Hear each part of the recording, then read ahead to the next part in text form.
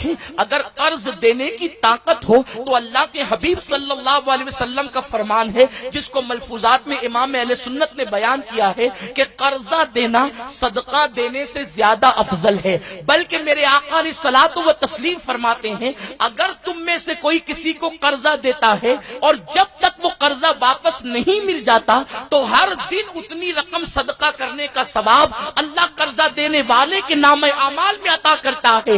یعنی اگر تم نے کسی کو 50 روپے دیے، 200 روپے دیے یا 500 روپے دیے تو جب تک وہ 500 واپس نہیں آئیں گے اللہ رب العزت کے فرشتے ہر دن 500 کا صدقہ تمہارے اعمال میں لکھتے رہیں گے۔ ذرا سوچو تو صحیح، امام اہل سنت نے اپنے دور میں کہا تھا اگر ہم نے 200 کسی کو دے دیا تو جب تک واپس نہیں آتے 200 کا صدقہ روزانہ ہمارے نام اعمال میں لکھا جائے گا۔ امام فرماتے ہیں کس میں طاقت ہے روزانہ 200 روپے صدقہ دے؟ یعنی اس دور میں جبکہ 4 آنے کے اندر مہینے بھر کا سامان آ جاتا تھا، اس وقت امام نے فرمایا کس کی طاقت ہے کہ 200 روپے صدقہ کرے؟ اللہ اکبر! تو صدقے سے افضل قرض دینا ہے، اس لیے کہ بھکاری ہر دن مانگنے آتے ہیں، ضرورت ہو تو مانگتے ہیں، ضرورت نہ ہو تو مانگتے ہیں، لیکن اللہ اکبر قرض دار اسی وقت قرضہ مانگتا ہے جب اس کو اشد ضرورت پڑتی ہے۔ اگر قرضے کو عام کر دیا جائے تو سود پر کنٹرول کیا جا سکتا ہے۔ میرے پیارے آقا صلی اللہ علیہ وسلم کے پیارے دیوانوں،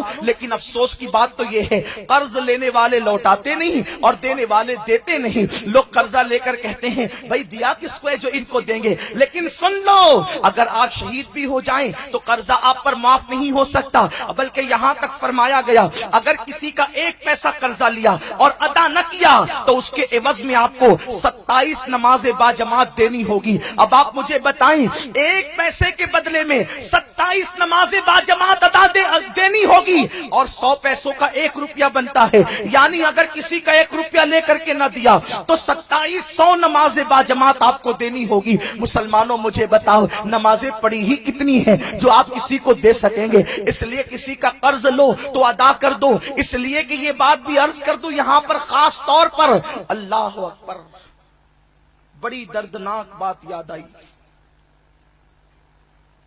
ایک جنازے میں اللہ کے حبیب تشریف لے گئے،